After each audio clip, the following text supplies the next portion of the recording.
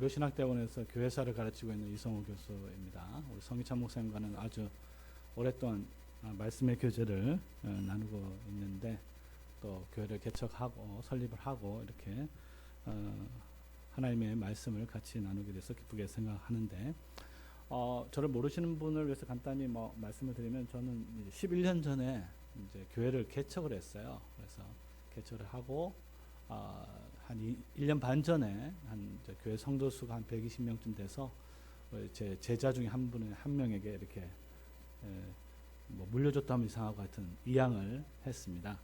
그래서 교회를 이렇게 설립하는 곳에 가서 설교를 하면 항상 옛날 생각이 좀 많이 납니다. 그래서 교회를 세워가는 데 있어서 어떤 애로사항이라든지 어떤 것이 필요한지를 제가 좀 알고, 그 중에서 가장 필요한 것을 뭔가 생각을 하고, 오늘 교회가 어떻게 세워지는 이 부분에 있어서 오늘 말씀을 가지고 한번 생각해 보고자 합니다. 오늘 본문은 교회를 세운 데 있어서 가장 중요하다 할 수 있습니다. 왜냐하면 우리가 교회를 세운다 했을 때 아주 이상한 생각 중에 하나는 뭐냐면요, 뭔가 특별한 교회를 세우겠다, 또 우리에게는 좀 더 나은 교회를 세우겠다, 이런 생각도 굉장히 위험한 생각이거든요. 그러니까 우리가 세우는 교회가 정말 바른 교회, 또 주님께서 원하시는 교회인지는 여러분들이 생각이 결정하는 게 아니고 하나님의 말씀이 결정하는데, 그 말씀 중에 오늘 읽은 말씀이 중요한 거예요. 그러니까 우리는 기본적으로 특별한 교회를 생각하는 것이 아니고 하나이고 거룩하고 보편적이고 사도적인 교회를 생각하기 때문에, 이 교회가 앞으로 세워져 갔을 때 오늘 읽은 이 최초의 교회와 같은 교회를 만들어야 됩니다. 그러니까 이건 굉장히 중요한데, 왜냐하면 교회를 세워가는 데 있어서 이게 정말로 맞는지 안 맞는지는 누가 결정합니까? 보통 사람들이 막 결정하는데, 오늘 최초의 교회와 오늘 있는 교회가 다르다면 그러면 교회가 아니거나 병들거나 굉장히 이제 부실한 교회가 되는 거죠. 그 교회가 아무리 교당이 크고 사람이 많고 또 활기가 찬다 할지라도 지금 오늘 읽은 최초의 교회와 다르다면 그거는 엄밀한 의미에서 보면 제대로 교회라고 할 수 없는 거예요. 그래서 이 교회가 계속 세워져 갈 때 항상 조심해야, 유의해야 될 것은 정말 최초의 교회니 신약 교회죠. 이 교회와 우리가 얼마나 일치하고 있는가를 살펴보아야 하는 것입니다. 그러면 이제 오늘 우리가 읽은 본문에서 최초의 신약 교회가 형성이 되었는데, 그렇기 때문에 이 교회가 우리에게 중요한데, 모든 교회 중요한데, 이 교회를 보면 교회를 세워가는 데 있어서 아주 중요한 몇 가지 교훈을 주고 있습니다. 가장 중요한 교훈 중에 하나는 뭐냐면요, 교회를 세움에 있어서 누가 교회를 세우느냐, 이 문제가 굉장히 중요하죠. 누가 교회를 세우느냐. 가장 잘못된 생각은 뭐냐면 우리가 열심히 하면 된다, 이 생각이 제일 위험해요. 교회를 세우는 데 있어서 우리가 열심히 봉사하고 열심히 기도하고 열심히 찬양하고 열심히 박수치고 이렇게 노력을 하면 교회가 된다. 그런 거는 이제 주로 인간적인 어떤 단체라든지 또 인간적인 어떤 서클은 그렇게 하면 돼요. 그러나 교회는 그렇게 되는 게 아닙니다. 그러니까 교회를 세우는 데 있어서 누가 세우느냐, 이거 굉장히 중요합니다. 누가 세우느냐에 대한 답은 이제 우리 초등학생들은 답을 하나님 이렇게 하겠죠. 하나님은 하나님인데 좀 더 구체적으로 살펴볼 필요가 있는 것이 사도행전 1장을 통해서 한번 1장부터 오늘 있는 본문을 통해서 한번 살펴보면, 사도행전 1장에는요 이 신학교회가 세워지기 직전에 배경이 필요해요. 교회가 세워지기 전에 배경이 필요한데, 사도행전 1장에는 기본적으로 두 가지 중요한 구속의 사건이 있습니다. 두 가지 사건이 있는데, 하나는 이제 승천이라는 것이 있죠. 승천이 있습니다. 이 첫 번째 사건이 이제 구속사역에 있어서 승천인데, 이 승천을 이해하는 것이 대단히 중요합니다. 왜냐하면 이 사건이야말로 교회를 누가 세우는가에 대한 가장 분명한 답을 우리에게 주기 때문이에요. 거기에 대한 답은 누가 교회를 세우냐 했을 때 가장 확실하고 분명한 이 사도행전의 답에 따르면 승천하신 그리스도입니다. 승천하신 그리스도. 따라서 그리스도의 승천에 대한 이해가 없으면요, 교회를 제대로 세울 수가 없습니다. 그건 분명해요. 승천에 대한 고백 없이, 승천에 대한 이해 없이 승천하신 주님을 정말로 믿지 않는 상황에서 교회를 세울 수는 없습니다. 그러면 항상 인간의 열심으로 세워지면 결국은 가다 보면, 맨 처음에는 뭐 제대로 된지 모르겠지만 가다 보면 자꾸 처음 교회에서, 주께서 원하신 교회에서 멀어지는 거예요. 그래서 우리 성도님들, 여기 계신 분들이 알아야 될 게, 교회를 설립하는 데 있어서 제가 보기엔 가장 중요한 것은 누가 교회를 세우느냐 했을 때 답은 승천하신 그리스도입니다. 승천하신 그리스도인데, 그러니까 승천이라고 했을 때 두 가지를 믿어야 되는 것이죠. 하나는 뭐 승천의 의미를 알아야 되고, 그 다음에 승천에 대한 확실성을 알아야 되는데, 지금 이 순간에도 이 교회를 세우는 데 있어서 하늘에 계신 그리스도께서 지금 역사하고 있는지를, 어떻게 역사하고 있는지를 실제로 경험이 되어야 교회가 세워질 겁니다. 근데 이게 이제 승천이 뭔지도 모르고 승천을 했나 보다 이렇게 생각하면 안 되는 거예요. 그리스도께서 정말 승천하셔서 하나님 보좌 우편에 앉아 계시고 멀리 앉아 있을 뿐만 아니라 지금 이 순간에도 특별히 예배 시간에 하나님의 말씀을, 실제로 자기 말씀을 들려주고, 그래서 여러분 아이들과 함께 이 말씀을 들으면서 이것이 정말 승천하신 주님께서 주시는 말씀이다, 이게 믿어져야 교회가 세워지는 거예요. 근데 이게 아니고 그냥 그런가 보다, 뭐 승천하셨나 보다, 옛날에 2000년 전에 승천하셨잖아요. 2000년 전에 아주 멀고 뭐 아주 먼 옛날 예수님께서 승천하셨거든요. 그런 식의 믿음은 교회를 세워지가 없습니다. 교회를 세워지지 않는 거예요. 더 중요한 것 중에 하나 뭐냐면, 이제 승천의 의미를 아는 건 더 중요한 것이죠. 우리가 오늘 이제 사도신경을 통해서 매주 우리가 예수 그리스도에 대한 고백을 이야기하는데, 사도신경을 통해서 우리가 예수님에 대한 고백을 어떤 식으로 하냐면요, 기본적으로 이렇게 이야기합니다. 예수님께서 우리를 위해서 무엇을 하셨느냐, 그리고 지금 우리를 위해서 무엇을 하시느냐, 그리고 앞으로 우리를 위해서 무엇을 하실 것인가, 이 세 가지로 나눌 수가 있는데요. 예수님께서 우리를 위해서 무엇을 하시냐 했을 때 가장 먼저 하신 일은 뭡니까? 우리 어린이들, 우리 예수님께서 우리를 위해서 가장 먼저 하신 일은 뭐예요? 잘 모르나요? 네. 우리 어린이들 기억하세요. 예수님께서 우리를 위해서 가장 먼저 하신 것은 태어나신 거예요. 성육신, 조금 어려운 말로, 또 쉬운 말로 하면 하늘에서 땅으로 내려오신 거예요. 이게 예수님께서 우리를 위해서 하신 가장 첫 번째 일입니다. 그리고 성령으로 동정녀 마리아에서 나셨다. 이게 이제 우리를 위해서 하신 가장 첫 번째 일이고요. 그 다음 하신 일은 뭐죠? 그 다음 하신 일은, 네, 여기 이제 마산 지역이라서 답을 잘 아시는 것 같은데, 우리 어린이들 잘 아시죠? 두 번째는 고난을 받으셨어요. 빌라도에서 고난을 받으시고, 그 다음에 하신 것은 십자가에 못 박히시고, 그 다음에 하신 것은 죽으시고, 그 다음에 하신 것은 장사하셨고, 그 다음에 하신 것은 부활하셨고, 그 다음에 하신 것은 승천하신 것인데, 이 승천하신 것이 우리를 위해서 하신 가장 마지막 일입니다. 가장 처음에 하신 일은 그리스도께서 우리를 위해서 하늘에서 땅으로 내려오셨고, 가장 마지막으로 하신 일은 땅에서 하늘로 올라가신 것이죠. 그래서 이 승천은 예수님께서 우리를 위해서 하신 최종적 사건이라고 볼 수 있습니다. 이 그리스도의 구속의 모든 역사에 대한 최종적 신앙이 분명해야 이 교회가 지속적으로 계속 튼튼하게 세워져 갈 수 있는 것입니다.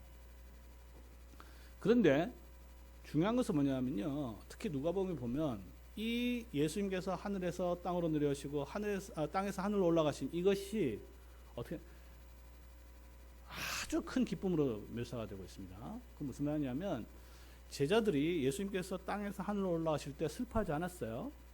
우리가 생각해 보면 예수님께서 지금 하늘로 올라가신단 말이에요. 그럼 이제 가면 언제 오나 이런 식으로 생각할 가능성이 많잖아요. 근데 그렇게 하시지 않고 땅에서 하늘로 올라갔을 때 크게 기뻐했다고 했어요.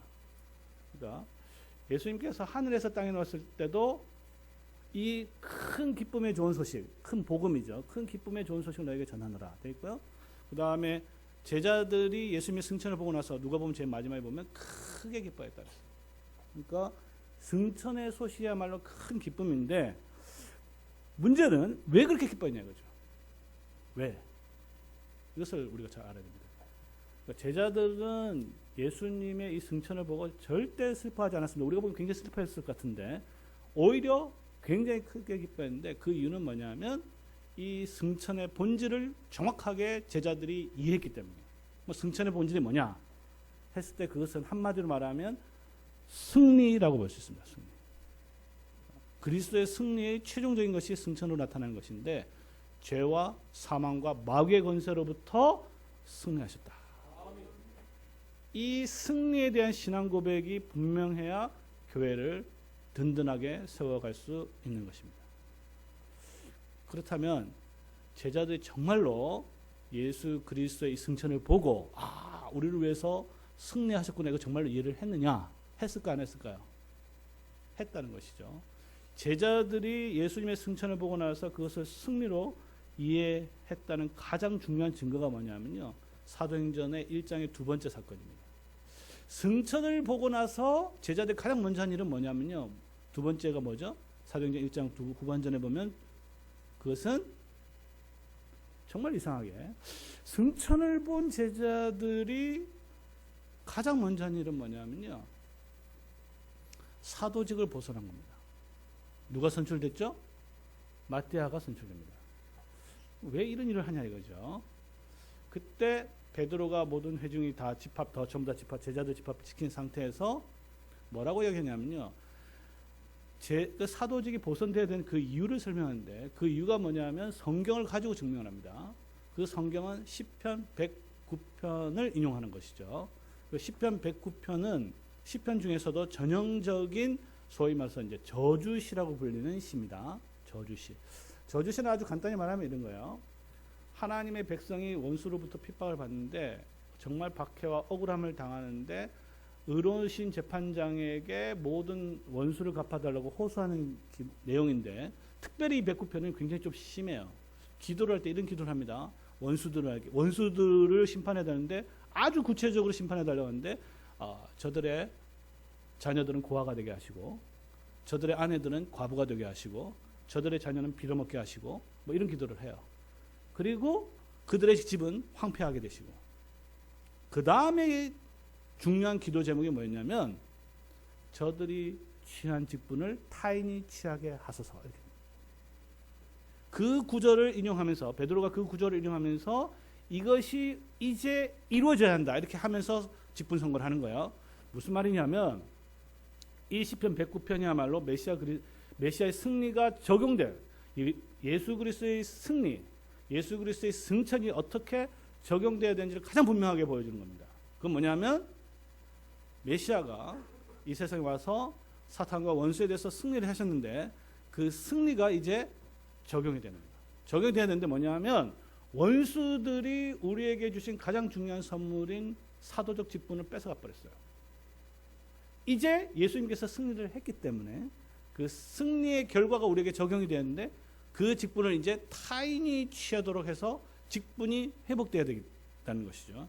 그래서 사도의 직분이 회복돼야 한다고 하면서 제비를 통해서 마띠아를 뽑아서 12명 중에서 한 명 빠진 그것을 이제 완성해서 사도의 직분을 온전하게 회복하는 것이 두 번째 사건입니다. 그러니까 우리 성도님들 저를 잘 따라오셔야 되는데 교회를 이루기 전에, 교회를 세우기 전에 예수님께서 무엇을 하셨는지 아시겠죠? 첫 번째 하신 것은 그리스도의 승천입니다.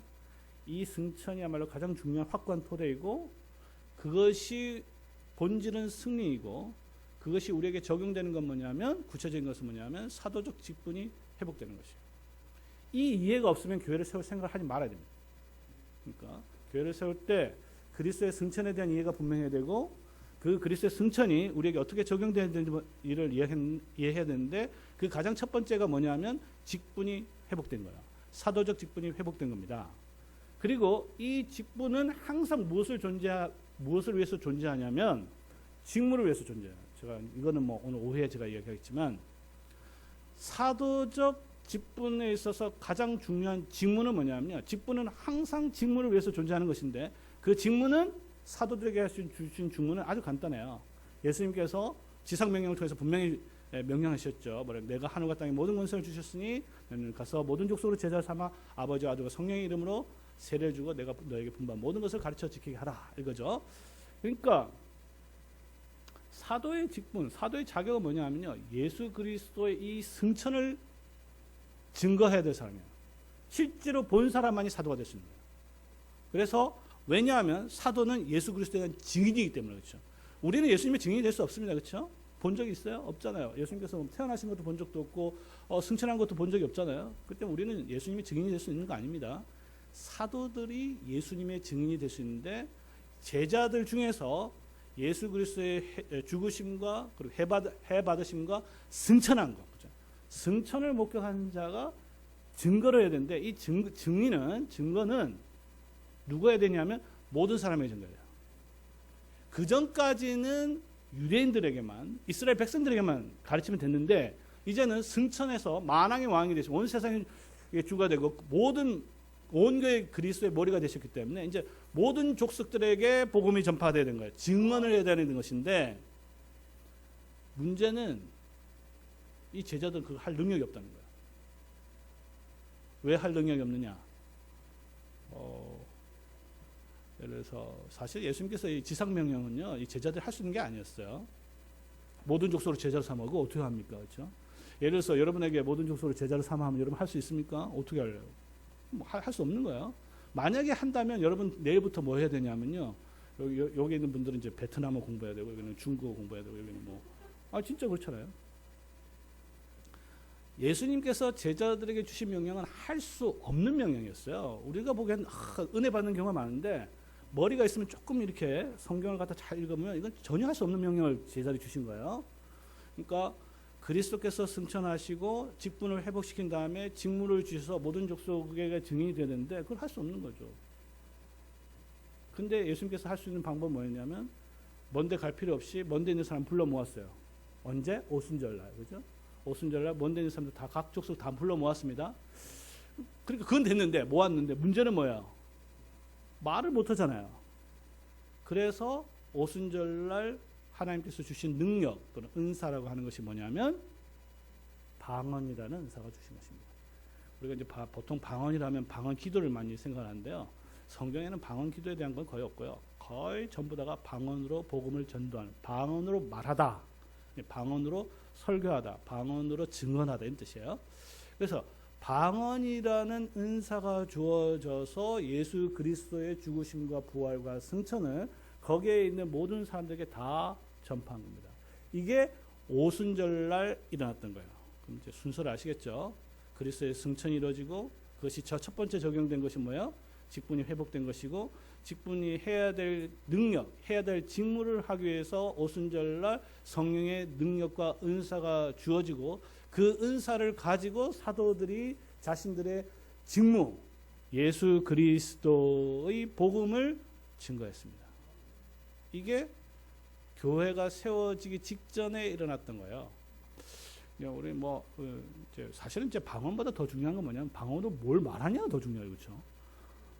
우리는 이 성도들은 이상하게 우리나라 사람들은 이상하게 방언하면 거기에 막 방언에 대해서 신경 쓰는데 방언이 중요한 게 아니에요. 사실 방언도 중요할 수 있겠지만 방언도 뭘 이야기하는 거 들어보면 이게 무슨 말인지 모르면 아무 의미가 없는 거잖아요. 그래서 방언으로 뭘 말하냐 했을 때 그래서 옆에 있는 사람들이 이제 경산호 사투리로 있습니다. 이게 본문에 보면 전마들 술 취했나 이렇게 나오거든요.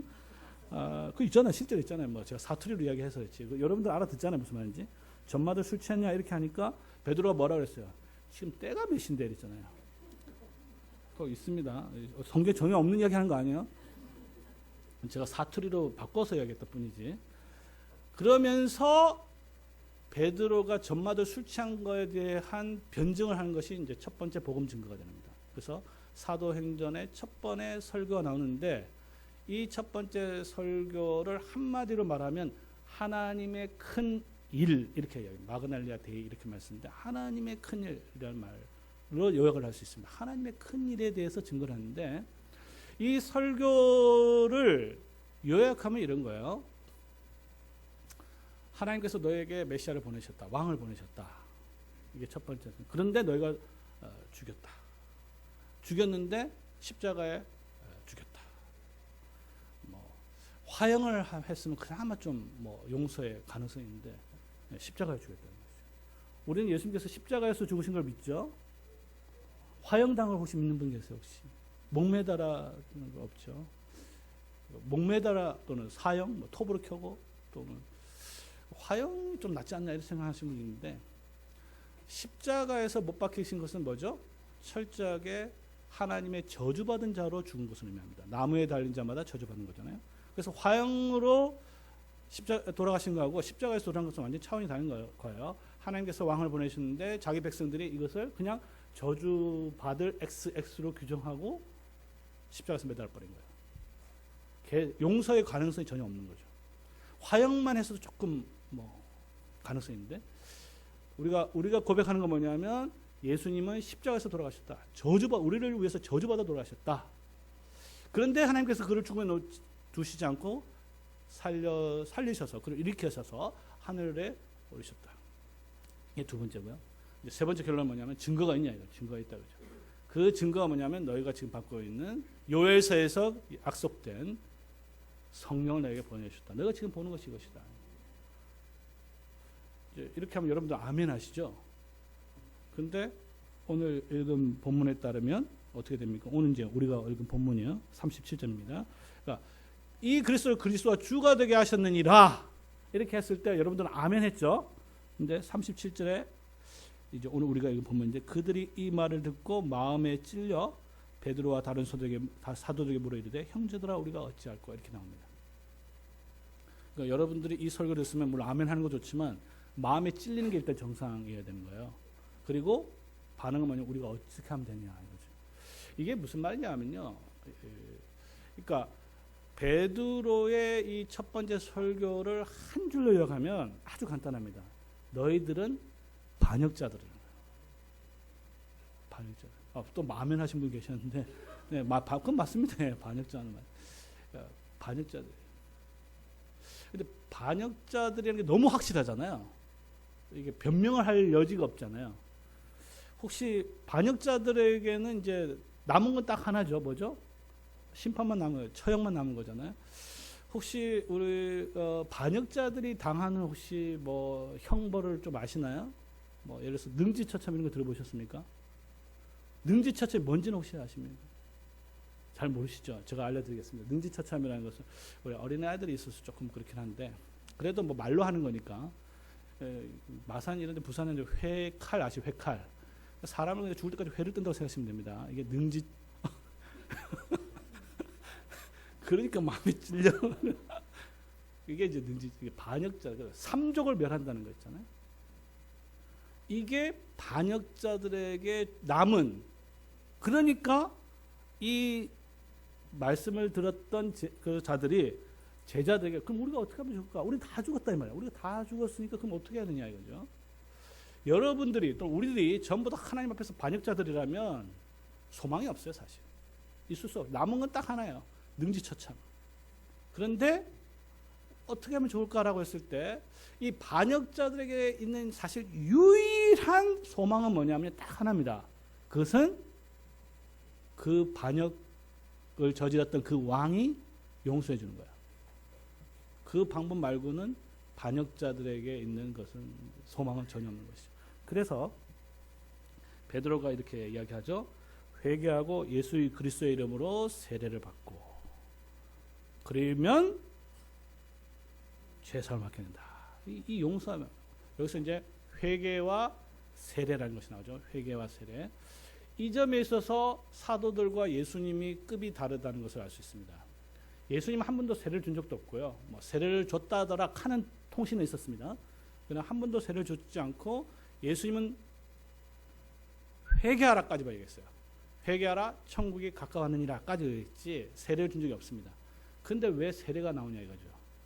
이제 제자들은 이제 승천하신 그리스도께서 교회를 세우시는데 그 교회를 세우기 위해서는 뭐냐면 회개로만 교회가 세워지는 게 아니에요. 회개하면은 구원받는 백성들은 있겠지만 교회가 세워지는 않는데, 교회가 세워지기 위해서는 뭐가 필요하냐면 세례가 필요한 겁니다. 구원을 받기 위해서는 회개가 필요하고 교회가 세워지기 위해서는 세례가 필요한 거예요. 그러니까 구원받은 백성들이 세워지기 위해서 회개하고 세례를 받아서 죄사함을 받아라. 이렇게. 그래서 세례를 받게 된 겁니다. 세례를 몇 명이 받았습니까? 3,000명이 받은 거죠. 그래서 신약의 최초의 교회가 형성이 된 거예요. 그러니까 우리가 읽었던 사도행전 2장 37절 여기가 신약 교회가 최초로 성립된 순간입니다. 아시겠어요? 그러니까 나머지 모든 이후에 있는 모든 교회들은 이 모델에 따라 교회가 세워져야 되는 거야. 그래서 교회가 세워지는 그 첫 출발은 뭐에 있냐면 복음을 듣고 회개하여 삼위 하나님의 이름으로 세례를 받으면 그때 교회가 시작이 되는 겁니다. 그러니까 교회의 첫 관문은 세례가 되는 것이죠. 그래서 세례에 대한 강조가 없거나 세례에 대해서 무관심하거나 그냥 하나의 교회 행사 그렇죠? 그렇게 이해하면 교회가 세워지는 거 아니에요. 그냥 기독교 동호회가 형성되는 겁니다.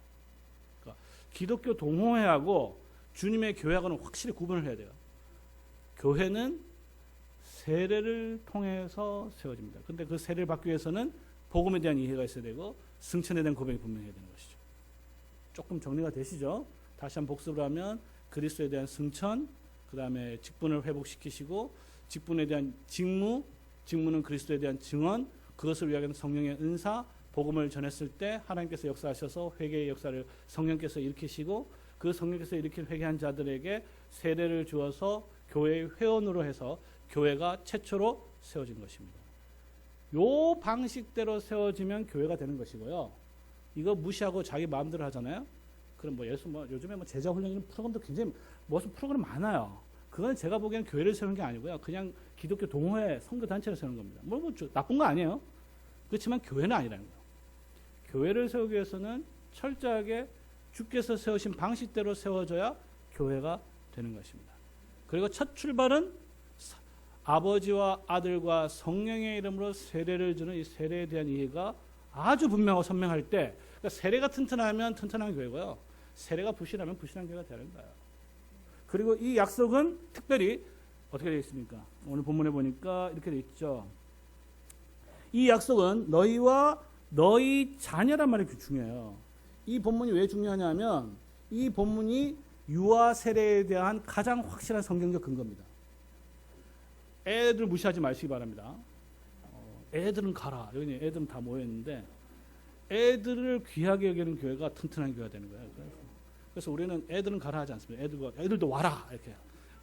여기 애들 좀 떠든다고 해서 여기 지금 떠들고 있잖아요. 아주 애들 목소리가 들리는 교회가 좋은 거예요. 지금 우리 제가 가본 교회 대부분은 60%가 진짜 통계적으로 60%가 주일학교 아이들 자체가 없습니다. 하나 더 이야기하면 갓난아기가 교회를 위해서 할 수 있는 그러니까 갓난아기만 할 수 있는 게 뭔지 아세요 혹시? 이걸 알아야 교회를 잘 세울 수 있는데 이거는 좀 여담이긴 하지만 우리가 생각하는 갓난아기는 아무도 못할 거라고 생각하죠. 전혀 그렇지 않습니다. 갓난아기가 있으면요, 우리 교회도 마찬가지. 우리 교회 애도 많이 낳는데 갓난아기가 있으면요, 이 갓난을 통해서 많은 사람들이 웃어요. 이거는 갓난 애들만 할 수 있습니다. 아무리 사람이 있으면 웃나요. 그러니까 애들 갓난아기 별것도 했는데 이렇게 그죠? 하품해도 웃잖아요. 제가 하품하면서 누가 웃겠어요? 목사님 오히려 웃진 않고 무슨 목사가 돼서 하품을 하죠 저렇게. 똑같은 하품인데. 다시 돌아가서 너희와 너희 자녀에게 약속을 주었기 때문에 아무리 갓난아기라도 약속을 받은 자이기 때문에 세례를 주어서 교회 회원으로 되는 것입니다. 이게 교회를 세우는 방식이에요. 그래서 아이들을 무시하거나 유아세를 제대로 이해하지 못하면요, 교회가 제대로 세울 수 있으면 없는 거예요. 이 아이가 아무리 어리더라도 약속을 받은 자들이다. 이런 것을 인식하고. 자, 그래서 세례를 받았어요. 그럼 여기도 이제 세례를 받은 사람들이 상당히 되겠죠. 물론 안 받으신 분들은 빨리 받아야 되겠죠. 세례를 받는다고 해서 구원받는 건 아니죠. 구원은 회개를 통해서 구원을 받는 것이고요. 그러나 교회 회원이 되는 것은 세례를 통해서 교회 회원이 되는 것인데, 교회 회원이 되면 그 다음 뭘 해야 되냐, 이게 중요하죠. 여러분들은 이제 세례를 다 받으셨을 텐데 세례를 받은 사람이 해야 될 것이 마지막 절에 아주 요약이 되어 잘 나타나 있습니다. 그들이 사도의 가르침을 받아. 이게 이제 첫 번째입니다. 사도의 가르침. 그러니까 여러분들이 세례를 받았으면 내가 뭘 해야 되느냐 했을 때 첫 번째 해야 될 일은 뭐죠? 사도들의 가르침을 받는 것입니다. 사도들의 가르침. 사도적 교훈이란 말을 쓰는데 예수님께서 지상명령할 때 이렇게 했죠. 내가 너희에게 분부한 모든 것 했을 때 그 너희가 누구예요? 그 바로 앞절에 나와 있습니다. 11사도들이에요. 11사도들. 예수님께서 지상명령을 줄 때 모든 사람들한테 다 준 거 아닙니다.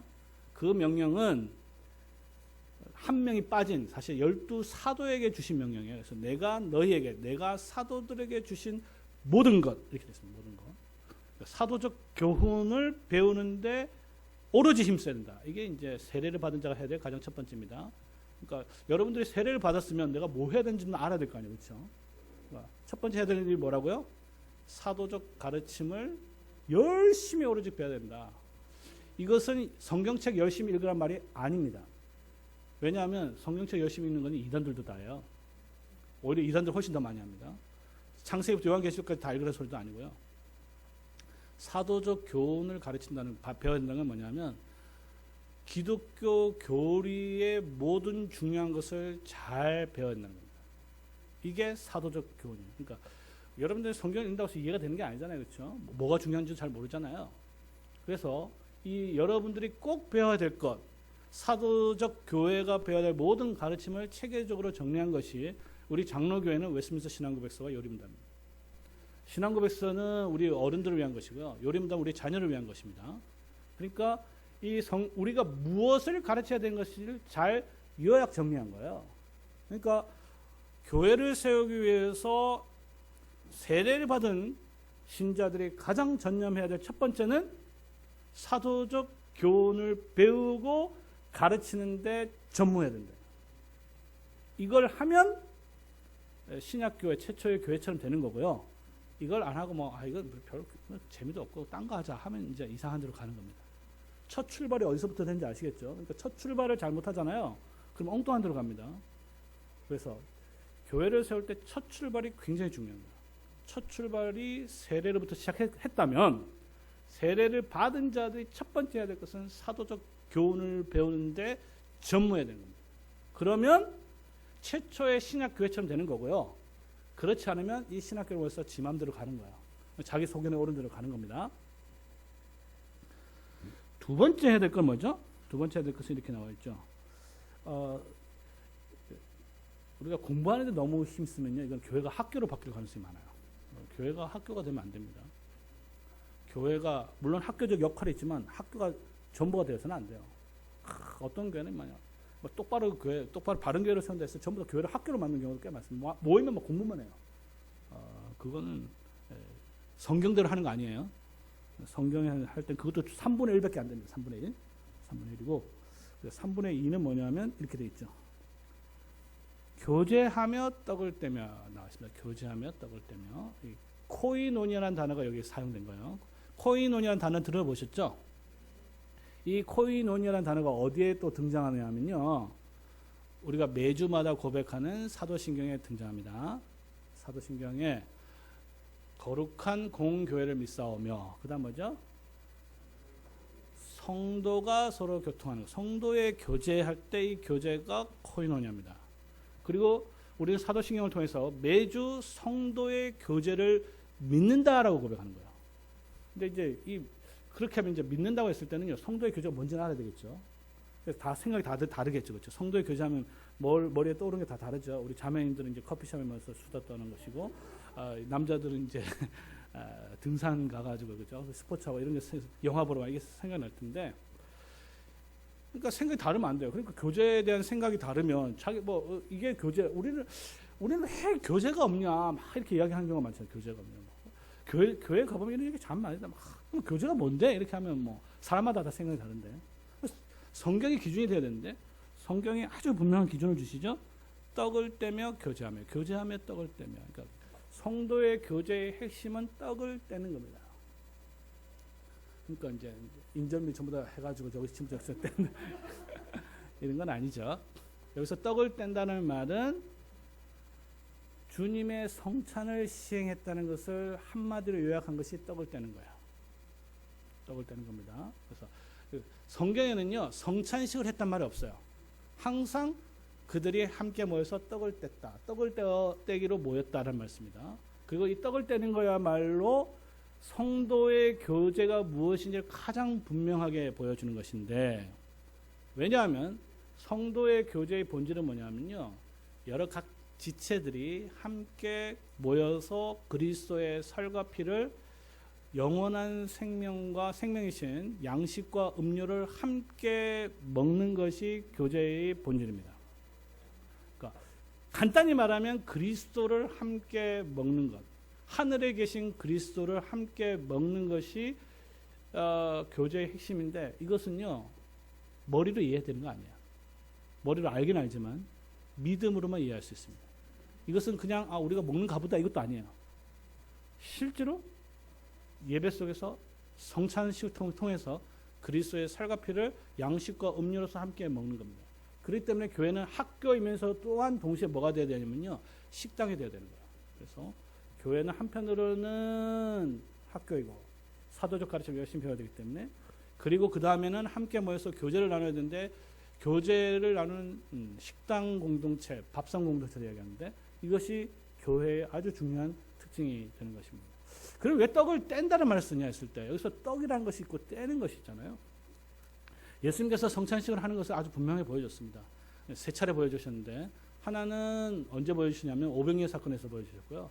두 번째는 성찬식하는 그 당일에 보여주셨고, 세 번째는 엠마오로 간 두 제자에게 확실히 보여줬습니다. 어떻게 되냐면 거기 분명하게 네 가지 행위가 구체적으로 나타나는데, 예수께서 떡을 받으사, 그 다음에 축사하시고 감사하시고, 그 다음에 떡을 떼어서 그 다음에 주셨다. 이 네 가지가 됩니다. 그리고 이 네 가지 성찬의 본질적 행위 중에서 가장 중요한 순서는 떡을 떼는 것입니다. 왜 떡을 떼는 게 중요하냐? 떡을 하면 이 떡을 떼는 것이야말로 예수 그리스도의 죽음이, 복음의 핵심인 예수 그리스도의 죽음이 어떤 죽음인지를 가장 확실하게 가시적으로 우리에게 보여주기 때문이에요. 예수님께서 십자가에서 어떻게 돌아가신지 우리 어린이들 아세요? 잘 모르시는데 내가 가르쳐 줄까요? 자, 우리 어린이들, 예수님께서 십자가 한번 달렸다고 한번 생각해 보세요. 자, 머리는 어떻게 됐죠? 머리. 그렇죠. 가시 안에 찔렸습니다. 얼굴은 어떻게 된지 혹시 아세요? 성경을 열심히 읽으면 알 수 있는데, 얼굴은 오마 군병이 뺨을 쳐서 얻어 터졌습니다. 여러 차례 터져서 막 터졌어요. 이렇게 얼굴이. 그 다음에 등은 어떻게 된지 아세요? 등은 채찍질로 다 뜯겨져 나갔습니다. 우리가 만든 채찍질이 아니라 그 당시 쓴 채찍질은 끝에 이제 쇠 갈고리가 있어서 살점을 전부 다 살점을 뜯어내는 거예요. 그 다음에 옆구리는 어떻게 됐죠? 창으로 찔렸죠. 우리 어린이 앞에 있는 어린이 굉장히 잘하는 것 같은데. 그 다음에 손과 발에는 못이 다 박혔어요. 자, 보세요. 예수님의 몸은 십자가에서 철저하게 찢겨져서 돌아가셨습니다. 왜? 어린 양의 희생 제물로 돌아가셨기 때문에. 철저하게 몸이 찢어져서 우리 죄에 대한 대속의 제물로 돌아가셨는데, 그것을 가장 확실하게 보여주는 것이 뭐냐면 성찬식에서 떡을 떼는 거예요.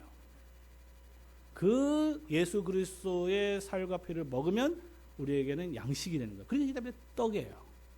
떡이라는 것은 우리에게 양식이 된다는 말이고, 찢겨졌다는 것은 그것이 우리에게 대속의 죽음인 것을 보여주는 것이죠. 그래서 그 떡을 먹으면, 예수 그리스도를 먹으면, 희생 제물을 우리가 먹게 되면 우리 모두가 함께 모여서 성도의 교제를 통하여서 영생을 얻게 되는 것입니다. 그래서 예수님께서 내 살을 먹는 자마다 영생을 얻었다, 이렇게 이야기를 하는 것이죠. 그래서 초대교회는 떡을 뗀데 엄청나게 힘을 썼어요.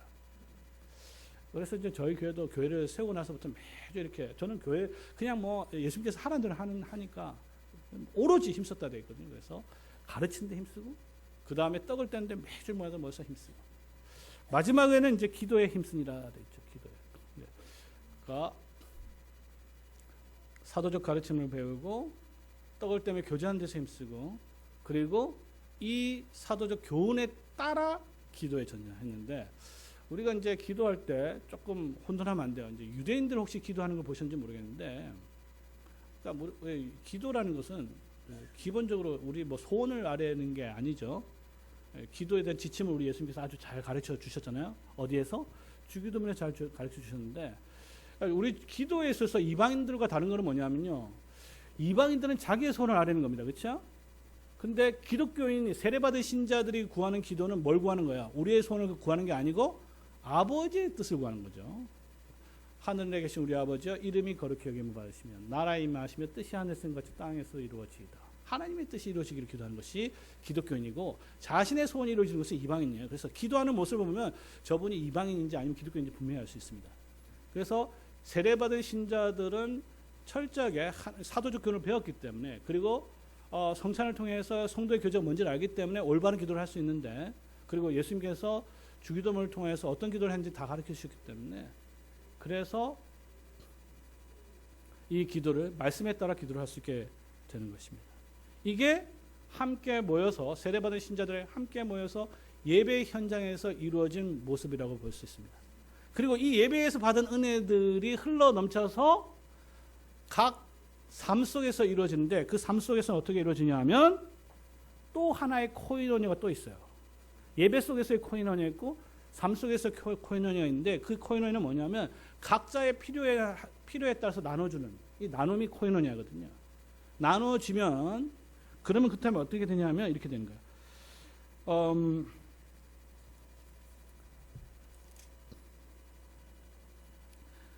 날마다 마음을 갖춰 성전에 모이기를 힘쓰고 집에서 떡을 떼며 기쁜 것 순전한 마음으로 음식을 먹고, 47절에 보면 하나님을 찬미하며 온 백성에게 칭송을 받으니 주께서 구원받는 사람을 날마다 더하게 하시니라. 이게 마지막 결론입니다.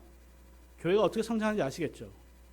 예배 속에서 사도적 가르침, 성도의 교제, 말씀에 따른 기도의 전무를 했을 때 그 힘을 가지고 삶 속에서 그것을 살아내고, 그것이 다른 사람에게 빛과 소금이 돼서 증거가 되면 온 백성들에게 칭송을 받게 되고, 칭송을 받게 되었을 때 주께서 택하신 백성들을 날마다 더하게 하시는 방식이 교회를 세우는 방식입니다.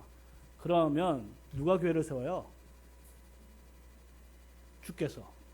이 주라는 것은 승천하신 그리스도를 말합니다. 승천하신 그리스도께서 세우시는데, 사랑하는 성도 여러분, 말씀을 정리하면 첫째는 승천하신 그리스도에 대한 이 믿음이 분명하고, 그 승천하신 그리스도께서 말씀의 사역자를 세우고, 그 직분자가 말씀에 대한 복음을 증거를 하면 그들이 회개를 해서 세례를 받게 하고, 세례를 받은 자들이 함께 모여서 사도적 가르침을 받는데 전무하고, 함께 모여서 성도의 교제인 그리스도의 떡과 살을 나누고, 떡과 살과 피를 나누고, 그리고 말씀에 따른 기도에 전무하게 되며, 그 예배 속에서 나눠진 그 은혜가 그 힘으로 가지고 세상 속에서 능력 있게 살아가고, 그럴 때 세상 사람들로부터 칭찬을 받게 되면 주께서 택하신 백성들을 이 작은 빛교회를 모으면 주께서 이 교회를 계속 여전히 주께서 세워 가실 것입니다. 기도하겠습니다.